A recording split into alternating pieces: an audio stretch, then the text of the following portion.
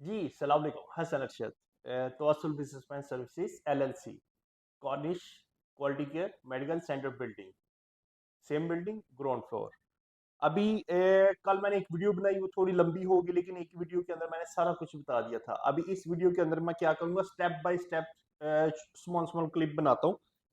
सबसे पहले residence visa, straight forward, सीधा सीधा आपको वीडियो के टॉपिक के ऊपर लेके आता हूँ। रेजिडेंस वीजा है। रेजिडेंस वीजा हमारा गवर्नमेंट ने एमनेस्टी अनाउंस की है, 2 महीने के लिए एमनेस्टी आई है। सबको मैं तकरीबन 1 महीने से लगातार बताता जा रहा हूँ कौन कौन से पेपर चाहिए, और अल्हम्दुलिल्लाह अभी वही पेपर चाहिए। रेजिडेंस वीजा एमनेस्टी है। सबसे पहले visa page, passport page, ID copy. Immigration में स्कोनिंग है सिर्फ यही 3 पेपर। उसके बाद new company, job offer letter, labour contract, labour card. Residence visa का बता रहा हूँ। रेजिडेंस वीजा के ऊपर लेबर की स्कॉनिंग लगी हुई है। एप्लीकेशन का लो, आप सबको मैंने 5-6 वीडियो ऑलरेडी अपलोड की हुई है कि रेजिडेंस वीजा के ऊपर लेबर स्कॉनिंग के लिए कौन कौन से पेपर चाहिए। प्रोफाइल में चले जाओ, वीडियो मिल जाएगी। 1 ये लेबर बैन लगा हुआ है, एप्लीकेशन करो।